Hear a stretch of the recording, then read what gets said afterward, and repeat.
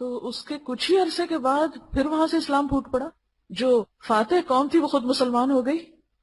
پتا ہے آپ کو کیسے ہوا؟ یہ تھا کہ جب مسلمان مردوں کو تو انہوں نے ایسا مارا، اتنا خون بہایا، دجلہ سیاہ لال کر دیا، گلیاں بازار خون سے بہہ گئی، لیکن عورتیں بچ گئی تھی اور بچے کچھ وہ بھی مارے گئے تھے مگر بہت بچ گئی.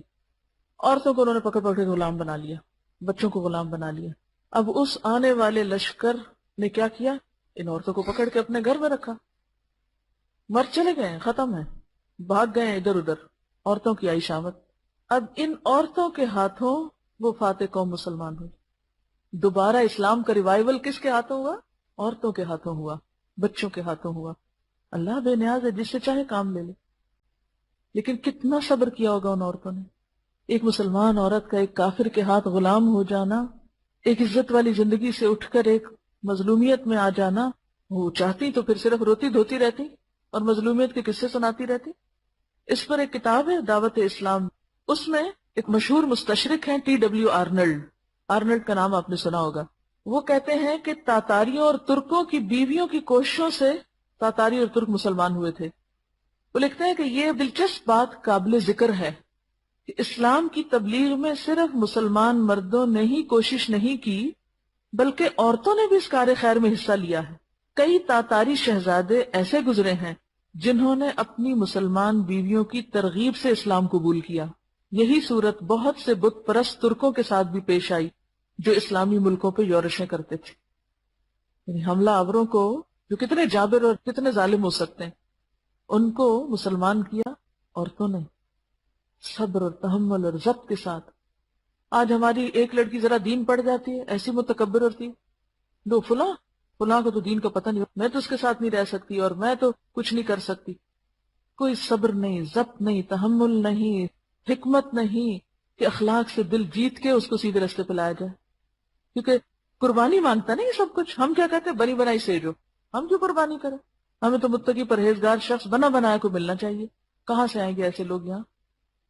جس معاشرے میں ماؤں نے یہ کردار ادا ہی نہیں کیا کہ بیٹوں کی تربیت کا کوئی کام کریں، تو اس معاشرے میں لڑکیوں کو کیسے ایسے شوہر مل سکتے ہیں؟ امپاسبل. اور اگر آپ دین پڑھ کے یہ سمجھیں کہ آپ یا تو شادی نہیں کریں گے اور ایسی ایسی شرطیں لگائیں گے تو پھر گیا اسلام کا کام.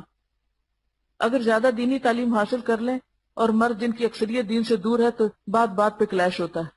وہاں ایک طرف بیوی کے لیے شوہر کی فرمانبرداری کا حکم، دوسری طرف علم کے مطابق عمل کرنے کی. ایسی صورت میں کیا عورتیں شوہر کے حکم پہ سر تسلیم خم کرنا چاہیے یا دین کا علم ہی کم حاصل کرنا چاہیے؟ صبر کا امتحان ہے.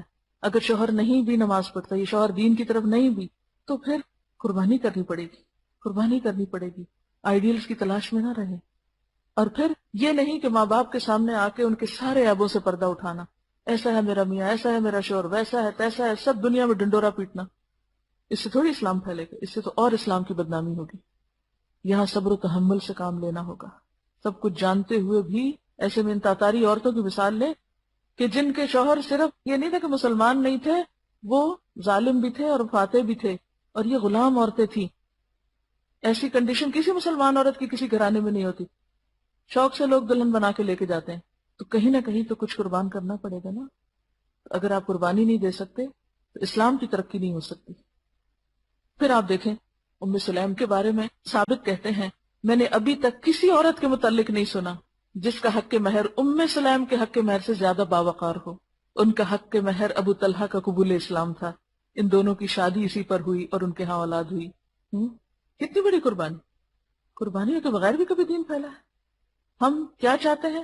سب کچھ تیار ہو، ہماری مرضی کے لوگ ہوں، ہر چیز کی ہمیں سہولت ہو، عیش و عشرت ہو، پھر ہم جب ہمارا دل چاہے اٹھ کے تو ہم دو چار واز کر کے لوگوں کو آ جائیں. اس کو ہم دین کی خدمت کہتے ہیں. پھر آپ دیکھیں کہ ایک اور مثال ہے، عدی بن حاتم کا نام سنا ہوگا آپ نے. ان کو دربار نبوت میں حاضری کا حکم ان کی پھپھی نے دیا تھا. آپ صلی اللہ علیہ وسلم کا ایک سوار دستہ سرزمین طے میں وارد ہوا. عدی بن حاتم، وہ حاتم تائی کا نام سنا ہوگا نا، انہی کے بیٹے تھے. عدی بن حاتم آپ سے نفرت کی بنا پر وہاں سے بھاگ گیا. اس علاقے کچھ لوگ قیدی بنا کر آپ کی خدمت میں لائے گئے. انہی میں عدی کی پھپھی تھی. اس نے آپ سے ذرا احسان چھوڑنے کی التجا کی کہ قیدیوں کو چھوڑ دیا جائے. آپ نے اس کو چھوڑ دیا. وہ سرزمین شام میں اپنے بھتیجے کے پاس پہنچی، اتنی دور سفر کر کے گئی اور اس کو دربار نبوت میں حاضر ہونے کا حکم دیا. بھتیجے نے صرف پھپھی کی بات مانی کہ اچھا ٹھیک ہے پھوپھی آپ کہتی تو میں جاتا ہوں، ورنہ وہ آنے والے نہیں تھے۔